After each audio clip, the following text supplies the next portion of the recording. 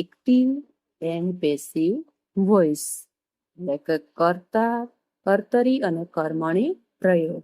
આજે આપણે શીખીશું એક્ટિવ અને પેસિવ વોઇસનો જે ઇંગ્લિશ ગ્રામરનો ટોપિક છે, જે દરેક એક્ઝામ માટે ખૂબ જ ઉપયોગી છે. તો સૌથી પહેલા આપણે જોઈએ કે એક્ટિવ વોઇસ એટલે શું?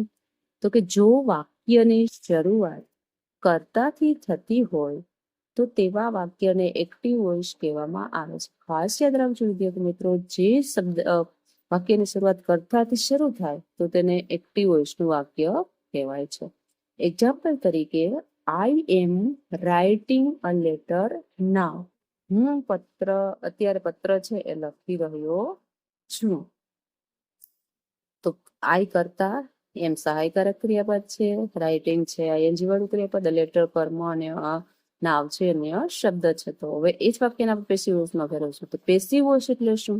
તો કે જો વાક્યની શરૂઆત કર્મથી થતી હોય તો તેવા વાક્યને પેસિવ વોઇસ કહેવામાં આવે છે.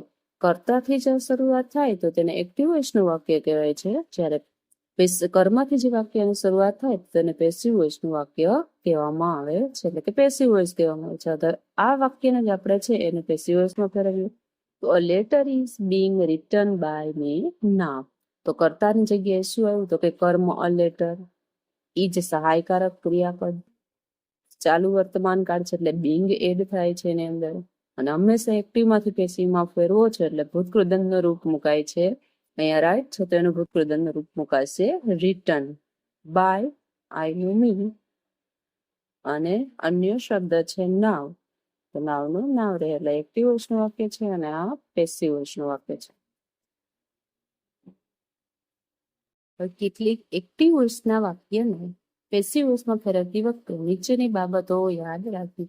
નીચે બાબત છે એક્ટિવમાંથી પેસિવ વોઇસમાં ફેરવે ત્યારે એ બાબતો આપણે ખાસ યાદ રાખવી જોઈએ.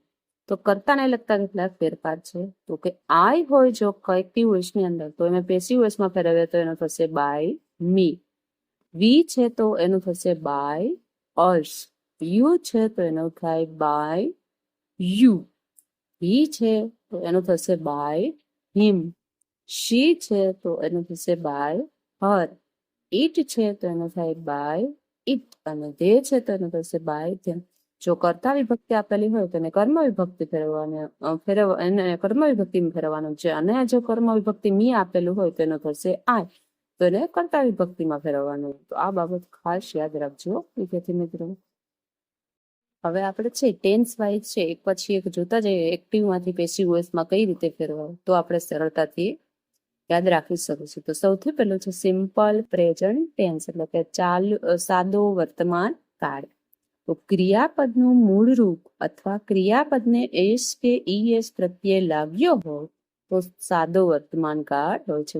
ક્રિયાપદ છે ને મૂળ રૂપ આપેલું હોય અથવા એસ કે ઈએસ વાળું ક્રિયાપદ હોય તો એ છે સાદા વર્તમાન કાળનું વાક્ય હોય છે. તો તેનું પેસિવ વોઇસમાં રૂપાંતર કરતી વખતે ટુ બી નું યોગ્ય રૂપ એટલે કે એમ ઇઝ આર તથા ભૂતકૃદંતનું રૂપ મુકાય છે. જ્યારે આપણે એક્ટિવ નથી પેસિવ વોઇસમાં ફેરવે ત્યારે હંમેશા ભૂતકૃદંતનું રૂપ મુકાય છે, અને એમ ઇઝ આર જો સિમ્પલ પ્રેઝન્ટ એટલે કે સાદા વર્તમાન કાળનું હોય રૂપ તો તેને એમ ઇઝ આર સહાયકારક રૂપ મુકાય છે અને ભૂતકૃદંતનું રૂપ મુકાય છે. ખાસ યાદ રાખજો વિદ્યાર્થી મિત્રો. તો વાક્ય રચના જોઈએ આપણે. તો પહેલા જોઈએ હકાર વાક્યની. તો પહેલા આવશે કર્તા પ્લસ એસ કે યશ વાળું ક્રિયાપદ, કર્મો અને અન્ય શબ્દ. તો એક્ટિવ વોઇસની વાક્ય રચના છે. તો પેસિવ વોઇસને ફેરવીએ તો શું આવે? તો કે પહેલા કર્તાનું સ્થાન કોણ લે છે? તો કર્મ, એટલે કર્મ આવશે. એસ કે યશ વાળું ક્રિયાપદ અને એને આપણે પેસિવ વોઇસમાં ફેરવીએ તો થશે એમ ઇઝ અને આર પ્લસ છે V3 એટલે ભૂતકૃદંતનું રૂપ મુકાય છે. એના પછી આવશે બાય, કર્મની જગ્યાએ આવશે કર્તા. તો અહીંયા કર્તા આવશે પ્લસ અન્ય શબ્દ. તો આ છે પેસિવ વોઇસની વાક્ય રચના. એક્ઝામ્પલ તરીકે જોઈએ તો દેવ પ્લેઝ ક્રિકેટ ડેઈલી. તો આ વાક્ય છે એક્ટિવ વોઇસનું છે, કેમ કે દેવ છે એ કર્તા છે એટલે કર્તાથી શરૂ થતું વાક્ય હોય હંમેશા એક્ટિવ વોઇસનું હોય છે. તો દેવ છે તો કર્તાની જગ્યાએ આપણે કર્મ ગોતીશું. દેવ છે વાક્ય રચના પ્રમાણે જોઈએ તો દેવ કર્તા છે, એસ કે યશ વાળું એટલે પ્લેઝ ક્રિયાપદ, કર્મ છે ક્રિકેટ અને અન્ય શબ્દ છે ડેઈલી. તો એ પ્રમાણે આપણે જોતા જઈએ એમ. તો પેલા કર્મ શું બનશે અહીંયા? તો કે આપણે બનશે અહીંયા ક્રિકેટ. પછી સાદા વર્તમાન કાળનું વાક્ય છે એટલે આપણે ફેરવશું એનો ચાલુ વર્તમાન કાળની અંદર. તો ક્રિકેટ એક વચન છે એટલે અહીંયા આવશે ઈજ પછી V3 તો પ્લેસ છે તો એનું થશે ભૂતકૃદનનું રૂપ પ્લેઇડ, એના પછી બાય અને કરતા છે દેવ અને પ્લસ અન્ય શબ્દ છે તો ડેઈલી. તો આ વાક્ય છે પેસિવ વોઇસનું વાક્ય છે.